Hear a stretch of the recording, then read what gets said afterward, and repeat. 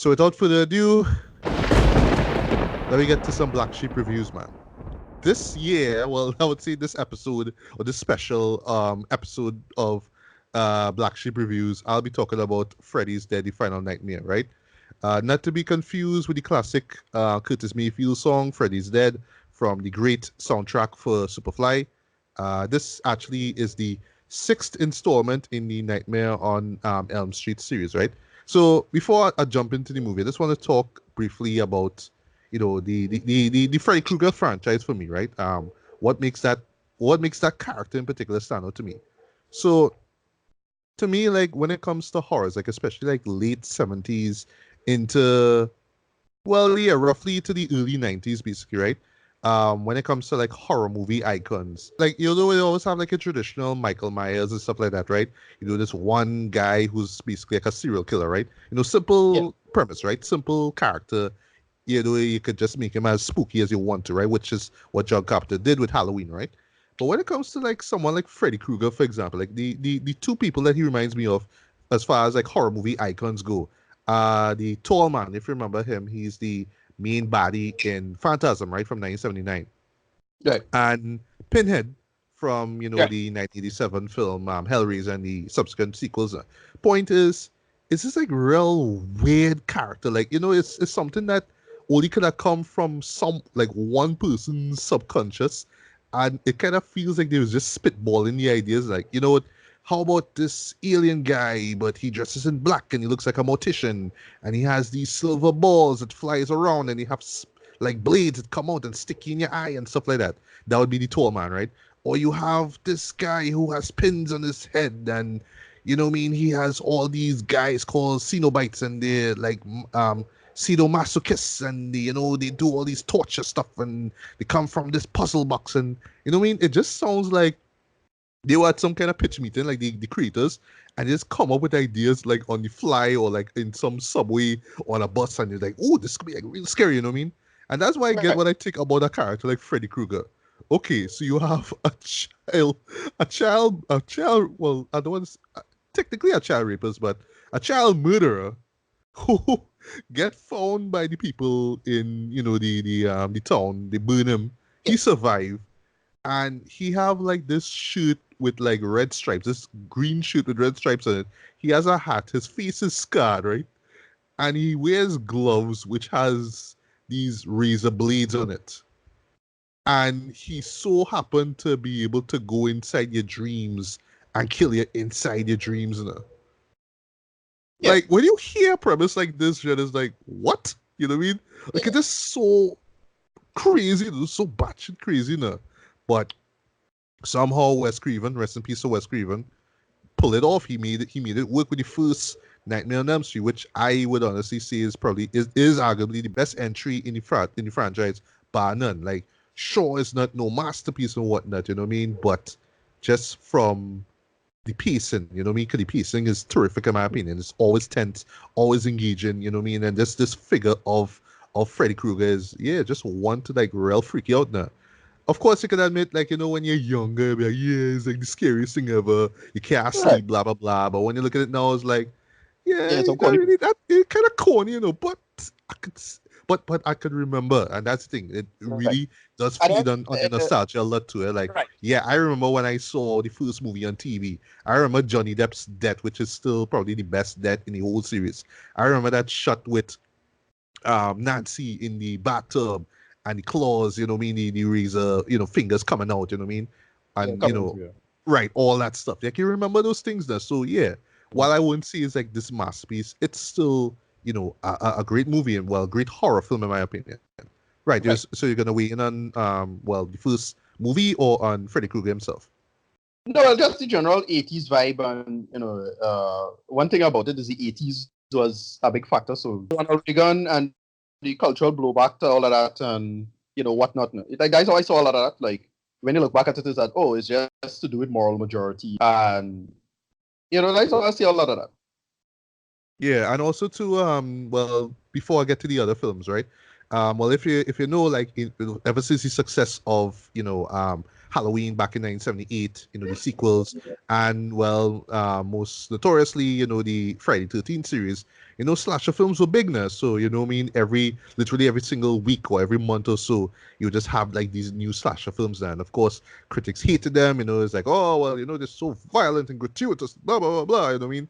And yeah, well, those films kind of was on the edge of like pure exploitation, in my opinion, right? So ever so often, like horror filmmakers will try to come in with something a little bit new, now, something a little bit fresh. So that's why you had stuff like like Nightmare on Elm Street, like Hellraiser, kind of to extent, even though it's not a slasher film. And Child's Play as well too. You know what I mean? Just stuff that was just so out there, right? But it was still part of the 80s horror, genre. And, you know what I mean? It has the 80s tropes, the horror tropes in it, all that stuff that you expect from it, but it's just with a very unique body, right? So cool. You know what I mean? The first movie was great. It was a hit, blah, blah, blah. It literally put New Line Cinema on the map. And then, of course, you had like the sequels. The second, well, the only ones I really saw, to be honest, well, leading up to Freddy's Dead, ironically, is the second one, right? And this is the one that, I wouldn't say it's the most controversial one, but it's the one that, because of its homoerotic nature, you know what I mean? Right. It's one of those kind of oddities in that one franchise. Cause like, oh, is it some sort of metaphor for coming out? You know what I mean? You know what I mean? All that kind of stuff there. So you kind of look at it now and laugh at it or kind of cringe at it. You know what I mean? But I mean, it was what it was, right? Of course, it was just there to cash in on the success of the first movie because the show literally came out like literally a year after the last film came out, right? There was Dream Warriors, which I heard was pretty good. Didn't get around to seeing that. Dream Master, didn't see that. Actually directed by Rennie Harlin, of all people. And the fifth one being the Dream Child, which I heard was easily one of the worst films in the franchise, right? And then we have 1991's Freddy's Dead, right? And the interesting thing about that film is that, well, not surprising, the slasher genre was like just kind of running out of juice now. You know what I mean? It was just so satirized now over the years. It's like, well, now when you come to the 90s, it's just like, well, now we have to play on this whole Hollywood blockbuster stuff. So everything had to be flashy, everything had to be kind of pop culture friendly, and all that kind of stuff. And well, at the time now with Freddy Krueger, he kind of got more pop culture friendly as well too, to almost to the point that he was like a parody of himself now, which is what they exploit to full detail now with Freddy's Dead, right? And then, well, just last few things before we jump into Freddy's Dead, right? So I just want to run through the rest of the series here. But yeah, this movie was, even though it made considerable amount of money compared to the last film, it was a dud. Critics and fans hated it. It pretty much kind of was the last nail in the coffin as far as the franchise goes, because, y'all seeing is the Final Nightmare 1. And then the tagline was like, they saved the best for last, right? So people went in and people was like real disappointed by it, right? And that pretty much ended the franchise. And it's looking at it now, it's kind of funny that this is pre-internet, right? Pre-YouTube. So you think that, oh well, once we hear through the grapevine like a movie like this would have been so bad, people wouldn't go and see it now. But like when you see all these ads on TV, 'cause I actually kind of remember one of the ads being on TV actually. Like I remember that being on local TV, and that's how I knew it existed. But there wasn't like Right. somebody coming and saying, well, this is my review of the film and this is why the movie sucked. You know what I mean? You just kind of went to see because, oh, it's Freddy. And, once again, nostalgia, who Freddy Krueger is because he's already part of pop culture now. So it's almost like people just kind of had no choice but to go and see it now and come out and, be disappointed now. But anyway, so last few things I just want to say before I jump into the review here. Well, thankfully, Wes Craven was smart enough to do this kind of like meta sequel to Freddy Krueger, well, to A Nightmare on Elm Street called Wes Craven's New Nightmare. I remember seeing that once on cable. I remember enjoying it. I like the idea that it's, the character of Freddy Krueger himself pretty much hunting down and killing the actors who were in the first film. And I think Wes Craven was in the cast as well too. So you saw, you saw the people from the first film playing themselves basically. And I thought that was like a really cool kind of meta thing basically. And if I'm not mistaken, that's the kind of same thing that he applied to Scream, right? Which was, a big hit, right? Well, we all know that. And then quite notoriously, back in 2003, there was a little movie called Freddy versus Jason. Remember Right. that? Which I liked. Which I had fun with. Yeah, it was I had fun with dumb, that. but it was fun. That's the thing. It was Yeah, dumb I thought fun. they okay. We could get around that time was when they started to do the whole um wink wink nod nod stuff. That started to make a big comeback in film. So people stopped taking this out seriously. Yes, yes, And yes. for a little period of time there, and that was one of those. It's like, yeah, I remember having a lot of fun with it because it's like I didn't give a shit about either franchise in that way. It's like, yeah, this is way I had to do with it. So yeah, go through. Yeah, I mean it was dumb fun, but because the show knew exactly what it was, it's like, well, yeah, cool. It's the two horror, slasher movie icons just duking it out now. And then you have these dumb teens, including poor Kelly Rowland, you know what I mean? Get involved Yeah, now. right. Yeah, she was in this. Yeah. Yeah, I forget. And then there was the remake of the original film, which came out in 2010.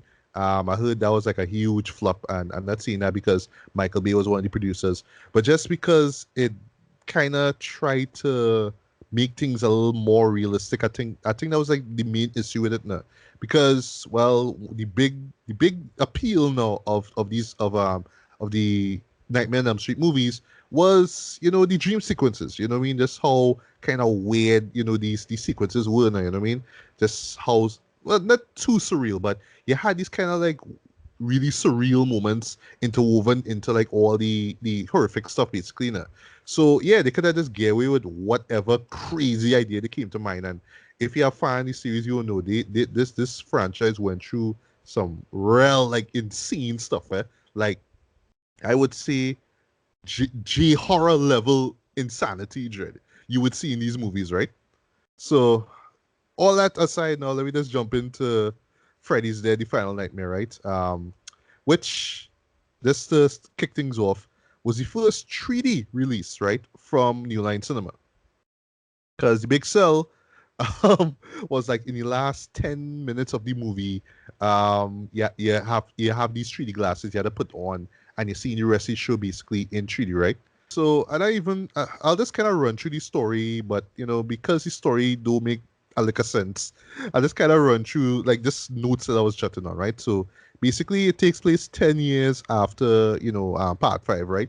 And we zeroing in on the town of Springwood, Ohio, and apparently everybody get wiped out because of Freddy, just for reasons, right? People just got killed, and there's only one survivor, right? And that is just a teenager, a boy. And Right, the movie's so lazy, they don't even bother to give the man a name, right? So he's John Doe throughout the film. There's a reason why they call him John Doe, but I'll get to that in a bit, right? And right, he keeps having these dreams of him, like in his house, like in his bedroom sleeping.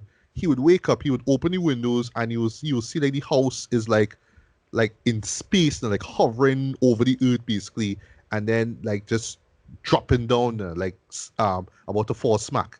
And then every time about to fall, Freddy would just kind of show up now. This is one scene where it's like, okay, well, yes, because Freddy is part of pop culture now, he has to make pop culture references. So right. if you're thinking, okay, house spinning around, you know what I mean, big gust of wind flying about and all that kind of stuff, instantly the first thing that should come to your mind is Wizard of Oz, right? And Yeah, right, and just as they make it so apparent, you see Freddy on a broom, dressed like the Wicked Witch of the West, Dread, saying, I'll get you, my pretty, and your little soul too. and I'm like, why, Dread? Why? yeah, And this is like the main problem with the show. One of the main problems with the show, right? Because he's part of pop culture now and he can make all these like quips, right? All these random jokes, references to other, franchises and whatnot. yeah. It kind of lessens him as being this threat and as being scary. It's just, oh, here's a funny quip, haha. Remember that? That's from a movie. Ha, okay. Right. Anyway, and it's so Yeah. bad now, and well, this kind of slight little detour here. I think that's the reason why, we like when you think of Freddy Krueger now, is just you just kind of laugh at him. Like case in point, remember season 1 of Rick and Morty, Scary Terry? Yeah. Yeah, Yeah, yeah, yeah. yeah, That's like yeah. yeah, That's like one of the bitch. funniest scenes ever in the whole series would be him coming home late from work, and Right, yeah, the wife asks him his like, "What's nightmare. what's going on?" It's like, "Get off my back, bitch." Yeah. It's his nightmare. Yeah. Yeah, his nightmare, right? So, but get back to the show, right? And then, as I say, 10 years after the last film, right? So that would mean that the show take place in the 2000s. But the problem is the movie is blatantly 1990 dread. Like it's Yeah. all in your face, dread. This whole show is pure 1990 stuff now. You know what I mean? It's just so Yeah. dated. Crime in Anyway, Paradise. yeah. And I don't know, like I know it's part of the law of well, the logic I would say of Freddy Krueger, but I was just thinking of Inception, because it's a dream within a dream, basically. Like John Doe Yeah. will wake up and he will be in the dream, and then he'll wake up. And it's like, oh, and then he in another dream, and then he'll wake up now, that kind of thing.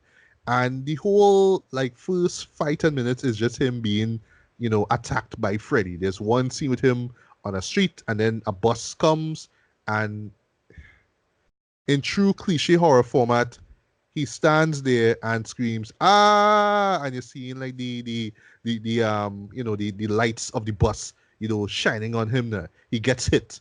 And Freddy is driving it, of course, and he's like, No screaming while the bus is in motion. once again, just these dumb quips. And it doesn't stop it. It doesn't stop. But anyway, so he finds himself in this, I don't want to call it a group home, but just like this shelter for kids on like homeless kids now, kids who, run away from home and all that kind of stuff, right? And one of the people running it is Dr. Maggie, right? And she's played by Lisa Zane, right? Who is the older sister of actor Billy Zane, who, many Okay. youngsters will remember as the villain from Titanic. They Yeah, won't remember him from a Phantom. little movie called The Phantom, right? Phantom. Like Phantom. nobody remember that movie, right? Which came out a year before Titanic. No. They just remember from Titanic. No, Phantom didn't Yeah, exist, right? Hey, I spent money to watch like Phantom, Phantom. right? I am not ashamed of that. I'm I not doubt ashamed. Phantom. I doubt Phantom until the end. The end is so much bullshit. The ending was kind of mess. It I was. was thinking, I was like, yeah, this is going good. I'm thinking, and then they come with that bullshit in the end. It's like, are you serious? Whatever. Yeah, boy. All right, so right, so she running this place now, and she herself having this dream now, but her dream is a little bit different, but kind of similar too, because both her and John Doe have these dreams involving this little girl, with this kind of like whitish dress, and she have red ribbons in her hair and all that kind of stuff there. So the film kind of make you kind of want have you asking, well, who is this girl now? You know what I mean? Is she a victim or something like that? But in Maggie's dream, she just seen like this guy kind of like her father, like the father of the child now, kind of like playing with her in the backyard and all that kind of stuff, right? So we don't know. Anyway, so Maggie know, right, and also another person working at that place is I forgetting the guy's name in the film, but he's played, well, they just call him Doc because the film was too lazy to give him an actual name, right? Who is played by Yaphet Kotto. Okay, yeah. Yeah, like I didn't know he was in this show too. Like, okay, Okay. Something in the news he was in trouble in the other day. I forget what. okay, Yeah, I haven't heard anything about him like for years now. But okay, I Yeah. didn't know that something was up with him. All right, well, Yeah, something. It's not Me Too movement thing, but it's Me Too-ish. oh boy. All right. Yeah, and he, studying dream logic. I mean, he has this device that monitor his sleep patterns and whatnot. Real Inception stuff. You could tell that Nolan was watching like real, Freddy movies. Like, okay, I gotta be something like that, but I'm gonna make it a lot smarter. I mean, but anyway, right? And you're there just seeing characters come and go. We also introduced the three characters: a Latino, a white boy, and this teenage girl, right? Of course, the teenage girl is angsty, you know what I mean? Basically, she don't like people touching she, and you review why later on, right? And she have this thing for kickboxing. Well, I assume it's kickboxing, right? Because she in the gym and, just working out and all that kind of stuff, right? The Latino kid, he have this hearing aid on, one of his ears. And, well, the white kid, he's just a stoner, right? His job is, his role basically is just a stoner. He's played by Brecken Mayer, of all people. I didn't even know he was in that film. Right. Yes. Who you would know from films like Road Trip and Garfield, the first Garfield movie. Yeah, he was in this movie too, right? So we just seeing characters, and I did like, okay, where's Freddy and all of this? Like, I nearly waited for like 10-15 minutes for this man, right? He doesn't show up. And meanwhile, like John Doe, right? So, well, they had to call him that because he doesn't remember his name, right? And he just know, oh, okay, something going on in Springwood. It had to do with Springwood. He doesn't remember if he lived there or it has something to do with Freddy. You know what I mean, all that kind of stuff. So Maggie, all curious, is like, all right, cool. Well, I will let me just head down to Springwood and investigate this thing, right? So they go in this van, and oh, it just so happens that the three kids that I mentioned earlier were in the back of the van hiding because they just trying to get away from the shelter. They just wanna move to, I don't know, go to some place and I don't know, do whatever, right? So as they reach into Springwood now, well, they realize it's kind of weird because it's just a bunch of adults and all them moving kind of weird and crazy, but there's no children at all, like no children at all. And it's so funny that they have one scene, right, involving like some kind of town fair. So they have like this carnival thing, they have merry-go-rounds and all that kind of stuff, but they have no children. It's like, what's the point of having that if they have no kids in there? You know what I mean? But anyway, the movie doesn't even stop to explain it, right? So another thing that, well, this movie notorious for is the weird cameos now because two of the people that actually show up in the same scene, right? Same town fair scene is as they are credited in the film, Mr. and Mrs. Tom Arnold. Okay. Yes, Yeah, Roseanne, the Roseanne, right? Whose Oh, that was show was, popular. real popular back in the days, and of course Tom Yeah, Arnold. they were pretty popular. Yeah, yeah, they were the movie too. They were the movie too, Yeah. and it's just her being like, oh, you lovely children, and then then she also come and say, how dare you? Don't you want Freddy coming back for you? You know, because the idea is that Freddy killed all the kids there, so it's like, Right. why you entertaining this? You know what I mean? If we are kids, then we're gonna be in trouble, right? Cool. And then one of the characters, first the show so dated, come out and say, We're in Twin Peaks here.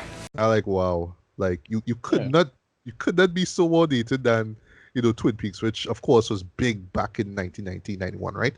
Anywho, so they just walking around investigating stuff, and all the adults acting weird, and I just stay watching my clock, wondering when we're gonna see Freddy. So there's this scene where they go inside this classroom and have this lecturer who just talking about the history of Freddy, right? Oh, well, in 1492, Freddy did this and all that kind of stuff. So through some circumstances, both Maggie and John learned that he had a kid, he had a child, right? And that child was taken to an orphanage, right, for some reason. And that's what the point of that scene was, just basically to say, oh, Freddy had a kid. Okay. Right. So anyway, so the three kids, right? Because Maggie just say, okay, just go back in the van and head back to the shelter, right? Just take the van and go back to the shelter, right? So they find themselves kind of driving around in circles, and then they just get fed up. It's nightfall, so they just find this old house, this old kind of spooky looking house, and of course they say, hey, let me just go there and stay there for the night. You know what I mean? Just go there, right? And then afterwards, you finally see Freddy because he just starts attacking them one by one, right? So the man attacked Carlos first, right? So, and this scene was actually like pretty cool because like it starts off with him kind of like playing Carlos's mother, right? And then he Yeah. turns turns back to his real form. He takes his long Q-tip and sticks it in his ear, the good ear, right? And then it sticks out through the bad ear, right? And he ended up taking the the hearing aid and threw it away there. And so my boy can't hear that. I actually like the setup where you're only hearing him breathing heavily, so he did looking around for the for his hearing aid. And if you know Freddy Law, his lair that he sees that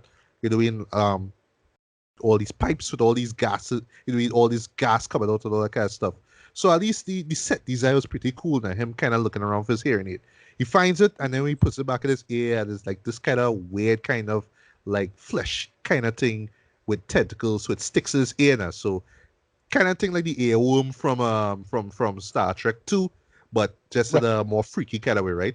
And then because of that, it kind of amplifies all the sounds around him. So so Freddy just be the sick fuck that he is, to starts throwing all these pins now. It's like, you're hearing a pin drop, but it's gonna sound really hard now. And then it goes even so far, the man like kind of materializes this chalkboard, and he scratches his the claws, his fingers on it, causing Carlos's head to pretty much explode. And that's the end of that. And he just had to end it off by saying, Nice hearing from you, Carlos. I was like, ugh, why? Why? Anyway, so while all this going on, Maggie and John go into the orphanage and they meet this lady, this creepy old lady there, right? Who is the owner of the orphanage, right?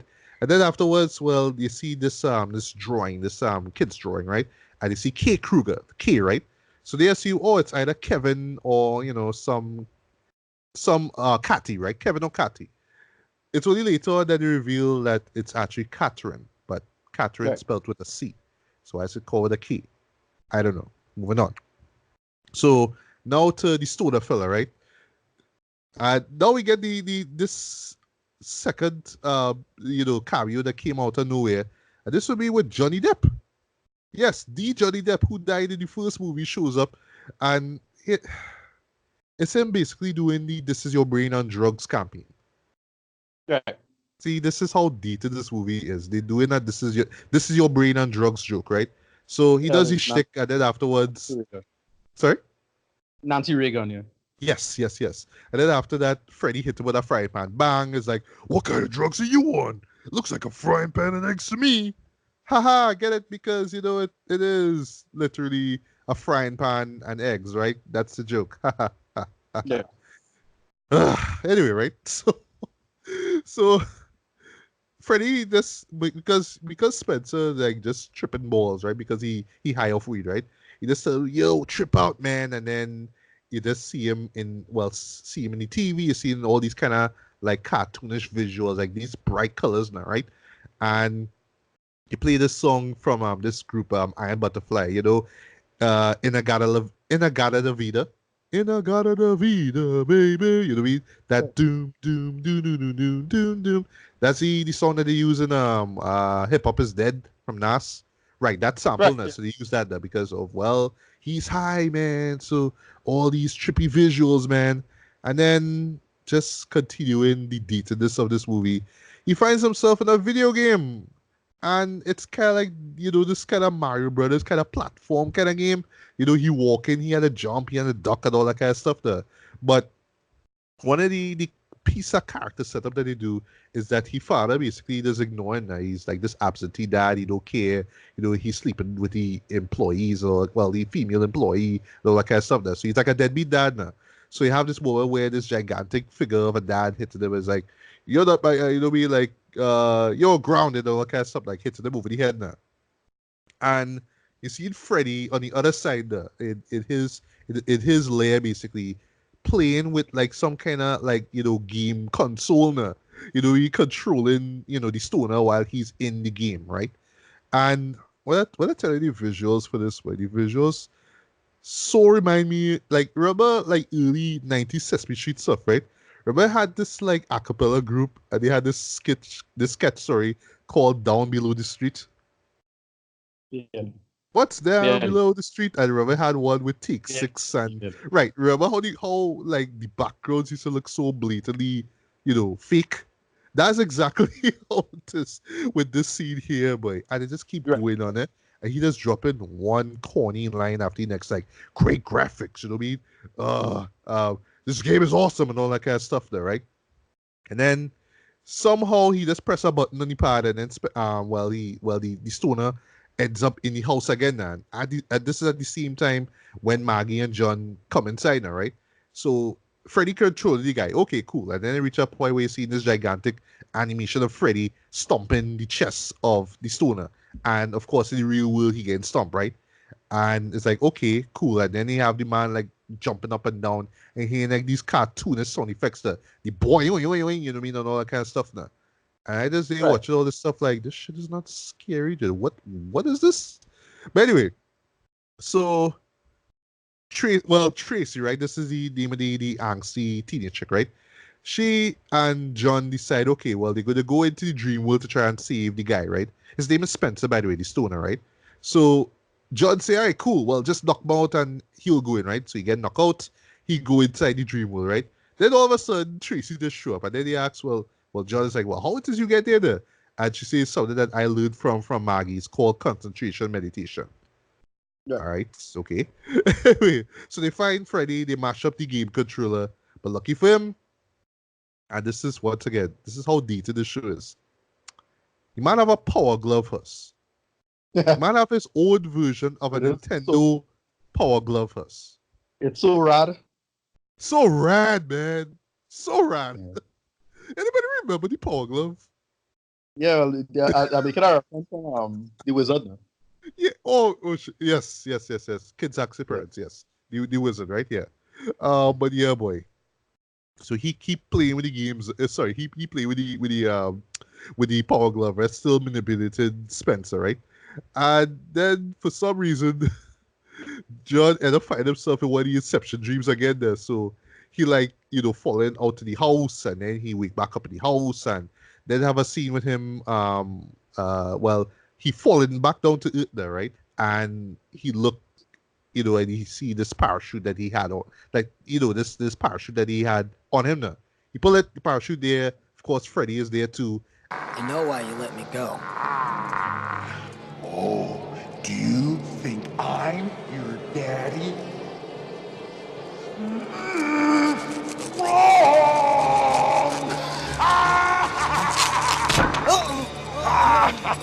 But you let me live. Only long enough for you to bring me back my daughter. Your daughter?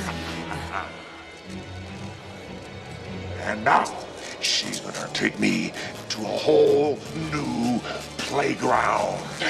What happens is that he had to cut in the cables now, or whatever it is, for the parachute.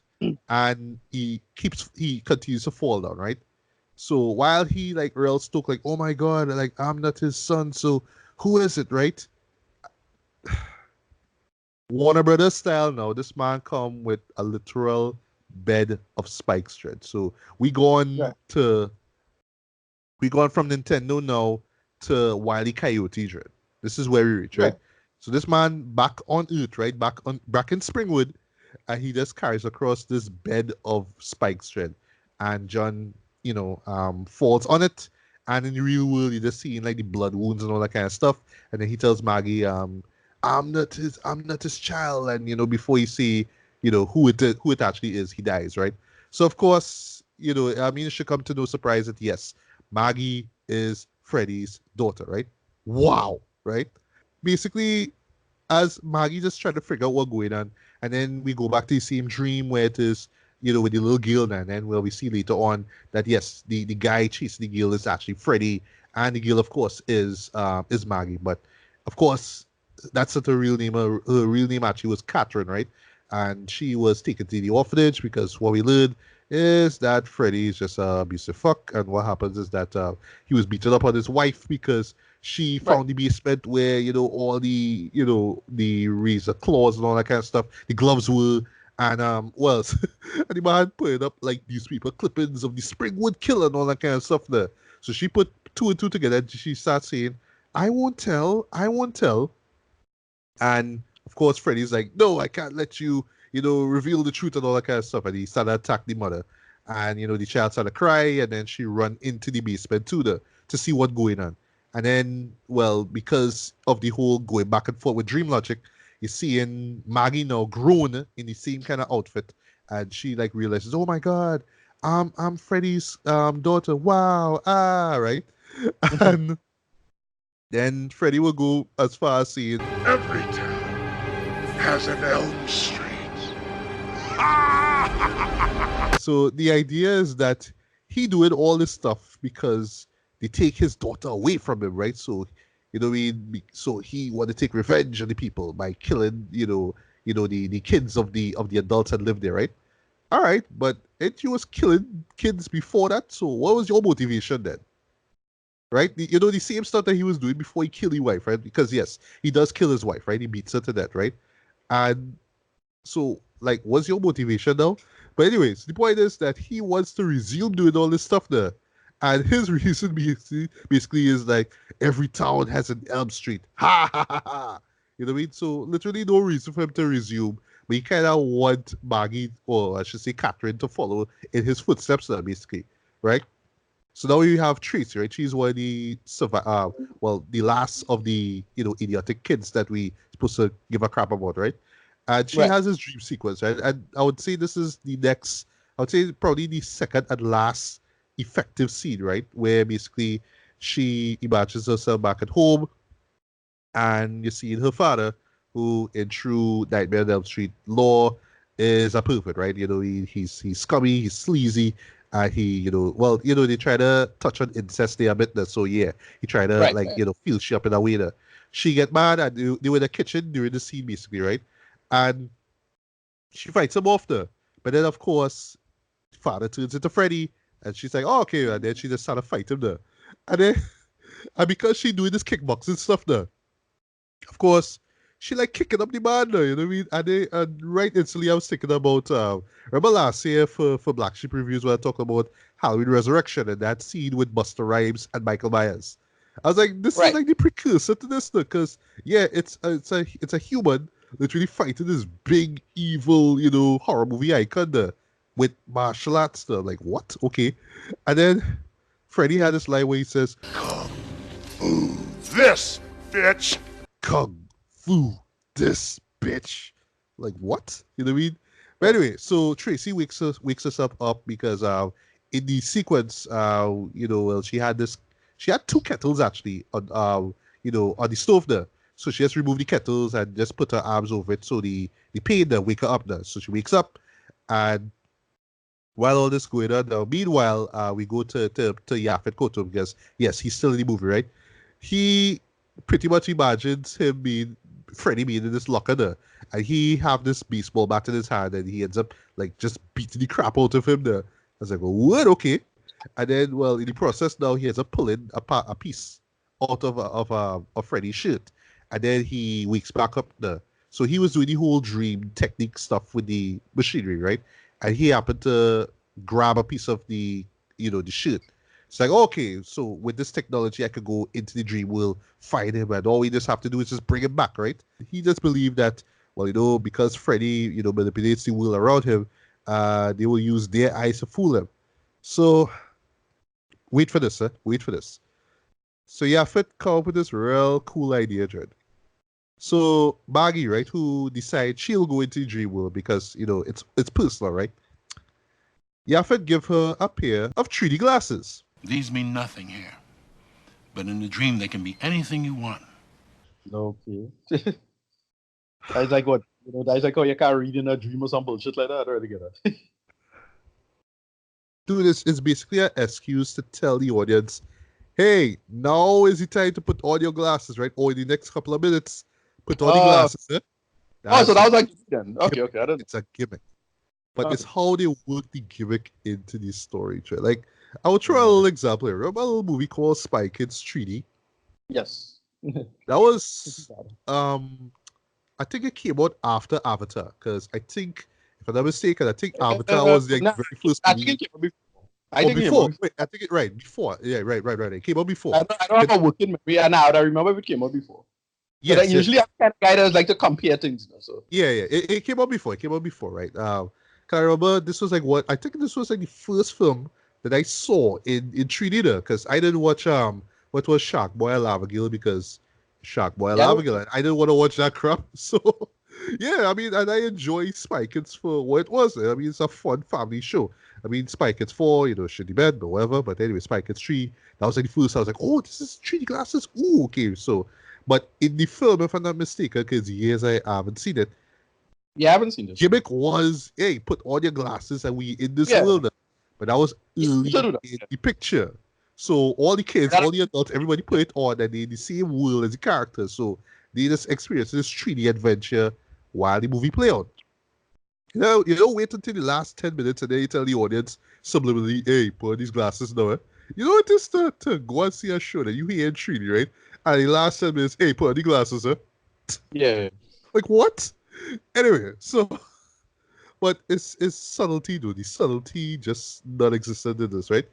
But here's the thing about it. Like, as she put it on, so in the dream world, as she goes to sleep, right? She puts them on, and then the glasses kind of like materialize into thin air. So Right, if I right. when I tell myself, okay, I thought you'd have put them on in the real world before she go and sleep. It's like no, she just puts them on when she's sleeping. So it's like like what's the point? You know what I mean? Anyway, and it's just the most like ugliest looking like visuals because it's all in Freddy's head, man, and we seeing his world and we see like these kind of three weird sperm like creatures with heads. It's kind of weird. Like you know what's the best way to describe it? Like think the baby from Alien Resurrection, the hybrid baby. Oh yeah, yeah. Remember Right. that? Before, yeah, Take before, yeah. take the head of that and put it in this kind of like spermish kind of body that look like the the squiddies from the Matrix. Okay, yeah. Like picture that, but think about it like early 90s VFX now. And that's what these Right. creatures are now. And those Yeah, kind apparently of. are the dream people, are the demons that end up allowing Freddy to survive after he got burnt now, because you see all these flashbacks when he was a kid um and all this is in 3D, by the way. So all we just seen here is exposition and flashbacks in 3D. And have a scene with him basically killing this hamster. Of course, it's off screen, of course, right? And all the kids call him, what it is by son of 100 maniacs or some kind of weird stuff like that, right? Then afterwards, you see his deadbeat dad beating up on him, and some other thing happen, and then they cut to when the adults find out that he's the Springwood killer, and start of douse gasoline and burn him up now, all that stuff, right? And then afterwards, you see the three demon characters come up. You see some kind of madness. Freddy. We know what you want. I want it all! Of course you do. Then open up. And you shall be Forever.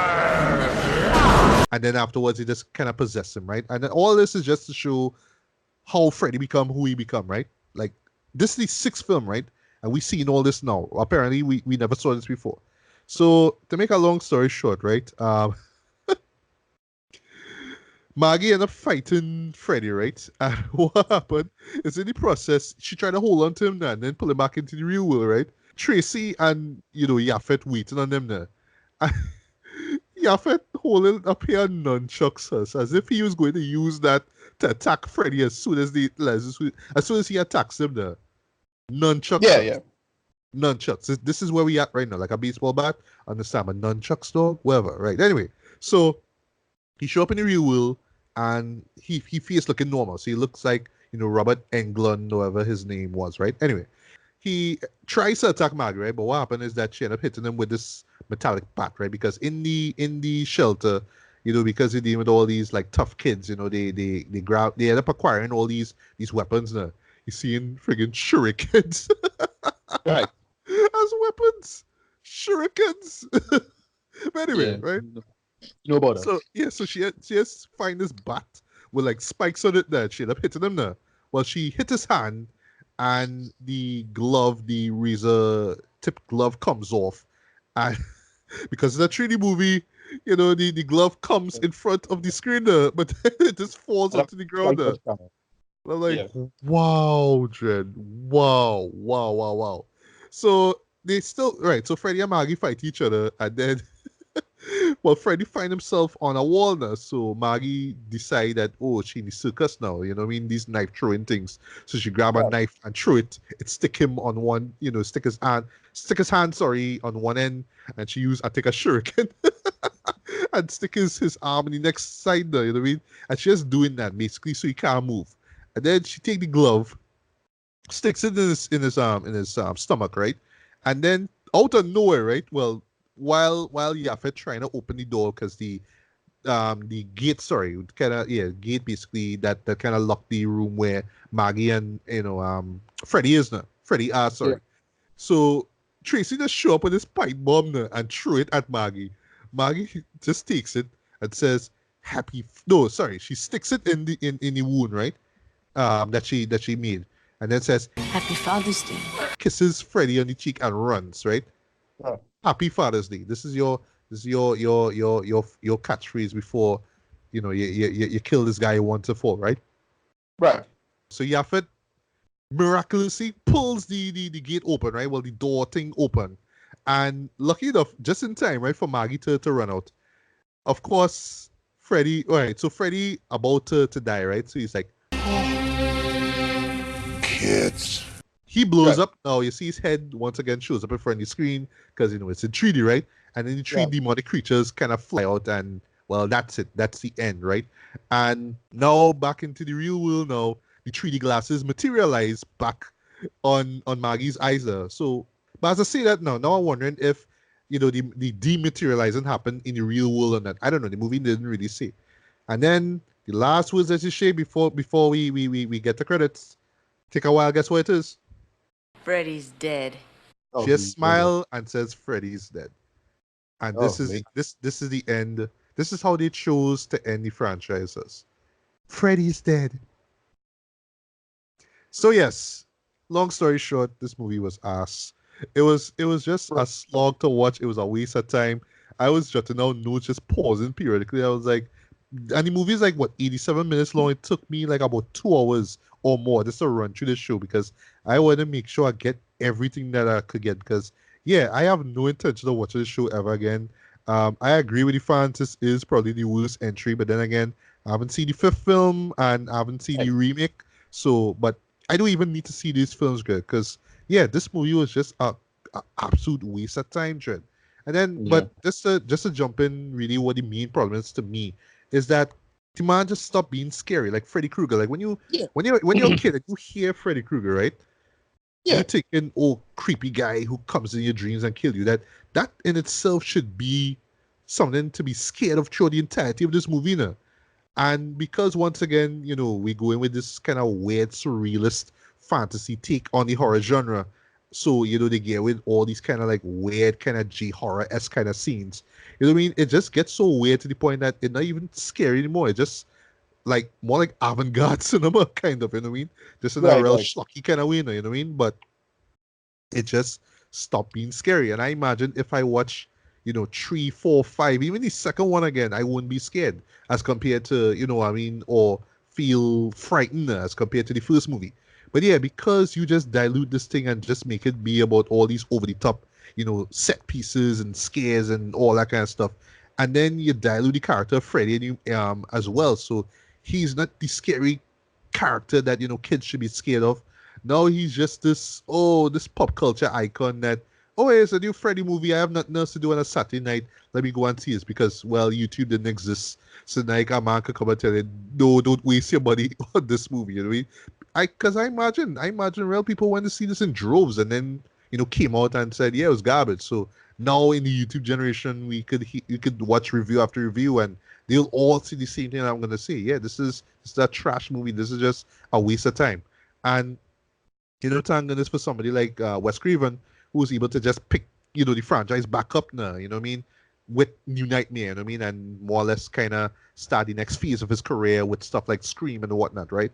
But yeah, boy, like to think this would have kind of, even though he didn't have anything to do with those films, except for the first one and New Nightmare, but still his creation. So think about it, like something that you create and the studio just basically just flush it down the toilet with all these films now. You know what I mean? So I just glad that something like New Nightmare exists for him to kind of breathe new life to the character. You know what I mean? But yeah, but all that being said, yes, Freddy's Dead: The New Nightmare is a terrible movie. It is. I would say I agree with many people when they say it's the worst film in this franchise. And yeah, I imagine that if you are a diehard fan of the series, you've seen all of them more than once, yeah, you could totally agree with them, Judge. So for me, this is an easy 1 out of 5. Of course, it sucked. This is an absolute waste of time. Don't even bother with this, Dread. And it doesn't even work as this, as a 1990, pop culture oddity. It's just a bad movie.